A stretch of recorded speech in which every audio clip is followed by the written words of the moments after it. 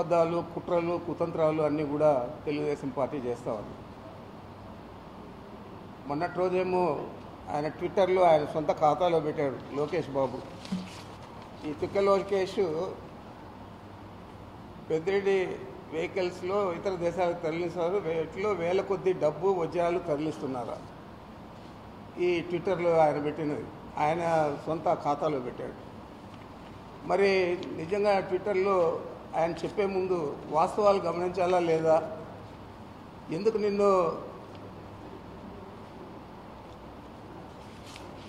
ప్రజలందరూ కూడా లోకేష్ పప్పు అని ఎందుకు పిలుస్తూ ఉన్నారంటే దీన్ని చూస్తేనే అర్థమవుతుంది. ఏదైనా కస్టమ్స్ ఉంటుంది, బండ్లు లోడ్ అయ్యేటప్పుడు కానీ అక్కడ ఆఫ్రికాలో పోర్ట్ వచ్చి దారుసలాంలో అక్కడ చెక్ చేస్తారు, ఇక్కడ చెక్ చేస్తారు. వీటిలో డబ్బులు పెట్టే అంత మూర్ఖులు లోకేష్ లాంటి వాళ్ళు చెప్తే ఇంకెవరైనా ఉంటారని అడుగుతున్నాను. మీకేమో చార్టర్డ్ ఫ్లైట్లలో మీరు సూట్ కేసులన్నీ కూడా సింగపూర్కి పంపిస్తారు, దుబాయ్కి పంపిస్తారు, మీకు అది అలవాటు. అందుచేత మా మీద కూడా అక్యూజ్ చేస్తూ ఇలాంటి మాటలు మాట్లాడడం అనేది చాలా బుద్ధి తక్కువ మాటలు ఇవి. నీ పప్పుకు అనే ఎందుకు పేరు పెట్టారంటే ఇదే నువ్వు తిక్క లోకేష్ కాబట్టి పప్పు అని పేరు పెట్టారు. మరి ఇంకా బుద్ధిహీనుడు ఈ దేవినేని ఉమామహేశ్వరం. నువ్వు 5 సంవత్సరాలు ఇరిగేషన్ మంత్రిగా ఉండి అనేక రకాల లబ్ధి పొంది వేల కోట్లు దోచిపెట్టి చంద్రబాబుకు మళ్ళీ సిగ్గు లేకుండా మా మీద అక్యూజ్ చేస్తున్నాడు. పారిపోతూ ఉన్నారు, వ్యాపారాలు టిప్పర్లన్నీ తీసేస్తూ ఉన్నారు, ఇతర దేశాలకు పంపిస్తూ ఉన్నారు, ఇతర రాష్ట్రాలకు పంపిస్తూ ఉన్నారని చెప్పి చెప్తూ ఉన్నారు. మేము ఇతర రాష్ట్రాల్లో పనిచేస్తూ ఉన్నాం, మాకు అక్కడ కూడా ఉన్నాయి వెహికల్స్. ఇతర దేశాల్లో అంటే మేము ఆఫ్రికాలో కూడా పనిచేస్తాము, అక్కడ కూడా ఉన్నాయి. ఇప్పుడుగా 2011 నుంచి అక్కడ వ్యాపారం చేస్తాం. 2013 మొట్టమొదటిసారి మైనింగ్ యాక్టివిటీకి అని చెప్పి ఒక 300 ఎక్స్కవేటర్లు 5 టిప్పర్లు పంపించాం. ఆ తర్వాత వరుసగా అక్కడ 17 లాంగ్ చేసి ఉంటుంది, అబో 40 టన్నులు కొనేటివి, అవి ఒక 38 బండ్లు కొన్నాము. మళ్ళా తర్వాత ఇండియా నుంచి 23 మిషన్లు, మిగతా ఎక్విప్మెంటు, ఇవన్నీ కూడా మైనింగ్ యాక్టివిటీకి కావాల్సినవన్నీ కూడా 23 పంపించడం జరిగింది 2013లో. మరి మొన్న 18/3/24 ఐచర్లు ఒక 60 బండ్లు మేము కొంటే వాటికి ఇక్కడ పని లేదు కాబట్టి అక్కడ కొత్తగా మేము స్వర్ణ మెటల్స్ అని చెప్పి ఒక కాపర్ ప్రాజెక్టు చేస్తూ ఉన్నాం. కాబట్టి ఆ కాపర్ ప్రాజెక్ట్ కోసం అని చెప్పి వాళ్ళు 60 బండ్లు కావాలంటే మొదటి విడత 2024 మార్చి 18 20 బండ్లు పంపించాం. అది బాంబే పోర్ట్ నుంచి. ఇప్పుడు కూడా బాంబే పోర్ట్లో రేపు 10 లోడ్ అవుతూ ఉన్నాయి. ఆ తర్వాత ఇంకా 10కి స్పేస్ లేకుండా ఆ షిప్లో వేరే షిప్లో తొందరలోనే పోతూ ఉన్నాయి. మరి ఈ విధంగా విడతలుగా మేము పంపిస్తూ ఉన్నాం. అక్కడ మాకు ఇప్పటికే ఒక ఫెర్రో మ్యాంగనీసు, ఫెర్రో సిలికా అని చెప్పి 2 ప్రాజెక్టులు ఉన్నాయి. ఒకటి PLR అనుబంధ సంస్థది, ఇంకొకటి జస్విన్ సంస్థది. ఇప్పుడు కొత్తగా స్వర్ణ మెటల్స్ అని చెప్పి ఈ కాపర్ ప్రాజెక్టును కూడా మొదలుపెట్టాం. కాబట్టి దానికోసం 100 బండ్లు కావాల్సి వస్తుందంటే మన దగ్గర ఉన్నాయి ఇక్కడ 60 బండ్లు వాడినవి, పాత బండ్లన్నీ కూడా అక్కడికి పంపిస్తూ ఉన్నాం. దాంట్లో 40 ఇప్పుడు దాకా పోర్టుకు 20 వెళ్ళిపోయినాయి దారుసలాంకు.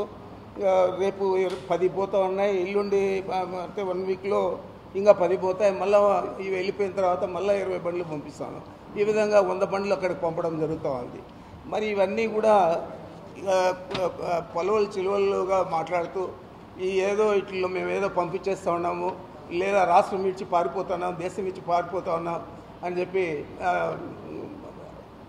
ఆయన నన్నే కాదు మిగతా అందరి నాయకులను కూడా అందరూ పాస్పోర్ట్లు రెడీ చేసుకున్నారు, వీసాలు రెడీ చేసుకున్నారు, ఇతర దేశాలకు పారిపోతూ ఉన్నారు వైఎస్ఆర్ కాంగ్రెస్ పార్టీ వారు అని చెప్పి చెప్పడం జరిగింది. మా నాయకుడు పోతే ఏమో ఆయన పారిపోయినట్లు, మీ నాయకుడు పోతే ఏమో ఈరోజు మీరంతా చూశారు ఈ పచ్చపత్రికల్లో అంతా. వీళ్ళ నాయకుడు పోతే మాత్రము మెడికల్ టెస్టులకు అంట. మరి ఇలాంటి రాతలు రాసే పత్రికలు ఉన్నాయి కాబట్టి మీరు ఇలా మాట్లాడుతూ ఉన్నారు. నీకు బుద్ధి లేదు అసలు. ఉమా, నీవు కనీసం టికెట్ తెచ్చుకోలేకపోయావు. మంత్రిగా 5 సంవత్సరాలు వెలగబెట్టి చంద్రబాబు దగ్గర నువ్వు ఏం తప్పు చేసావో మాకు తెలియదు, కానీ నీకు చంద్రబాబుకు తెలుస్తుంది. మరి ఏ విధంగా నువ్వు అసలు నీ కాన్స్టిట్యూన్సీకి కూడా మా పార్టీ నుంచి వెళ్ళిన అతనికి సీట్ ఇచ్చారు, అంతకంటే అసమర్థుడు కాబట్టి నీకు ఇవ్వలేదనేది ఈ రాష్ట్ర ప్రజలందరికీ కూడా తెలుసు. నువ్వు కూడా మా గురించి మాట్లాడడం అనేది దయాలు వేదాలు వెళ్ళించినట్లే. కనీసం బుద్ధి తెచ్చుకొని మాట్లాడేది నేర్చుకోవాలని చెప్పి ఆ పిచ్చి లోకేష్ మారి నువ్వు మాట్లాడితే నీకున్న పరిజ్ఞానం ఏమైంది అని నేను అడుగుతున్నాను. ఆ పిచ్చి లోకేష్ అంటే పాపం ఆయన ఎప్పుడు కూడా ఇలాంటి మాటలే మాట్లాడతారు, అందుకే ఆయనకు పేరు కూడా పెట్టారు. ఇంకా మా వ్యాపారం గురించి ఆయన చెప్తున్నాడు. మీరు ఓట్లు లేదు, చంద్రబాబు నాయుడు హైదరాబాద్లో ఓటు ఉంది, ఈడొచ్చి రాజకీయం చేస్తాడు, ఎలక్షన్లో పోటీ చేస్తాడు. అదేవిధంగా పవన్ కళ్యాణ్, అదేవిధంగా మీ బీజేపీ నాయకురాలు పురంధేశ్వరి, ఆమె కూడా హైదరాబాద్లో ఉంటుంది. మరి మీరందరూ కూడా ఇక్కడొచ్చి పోటీ చేసి ఇక్కడ మేము స్థానికంగా ఉండి 24 గంటలు అందుబాటులో ఉండి ప్రజలకు మేము సేవలు అందిస్తామంటే మా గురించి మేము పారిపోతామంటున్నారు. ఇప్పటికీ నాది 10వ ఎన్నిక. ఈ ఎన్నిక మొన్న పోటీ చేసింది శాసనసభకు 10వ ఎన్నిక. అంతకుముందు సమితికి కూడా ఒకసారి చేశాను. మరి ఇన్ని సంవత్సరాలు మేము శత్రువుగానే ఉన్నాము.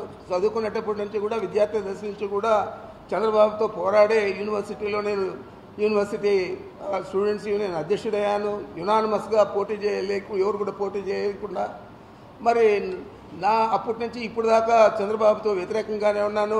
మరి పారిపోయేవాడైతే ఎప్పుడో పారిపోవాలా, లేకపోతే కాళ్ళ బెరానికి పోవాలా. మరి అలాంటి పరిస్థితి లేదని తెలిసి కూడా బుద్ధి లేని మాటలన్నీ కూడా మాట్లాడుతూ ఉన్నారు. మరి పిచ్చి లోకేష్ కానీ లేకపోతే ఎర్రి ఉమా కానీ వీళ్ళకి బుద్ధి ఉందా అని నేను అడుగుతూ ఉన్నాను.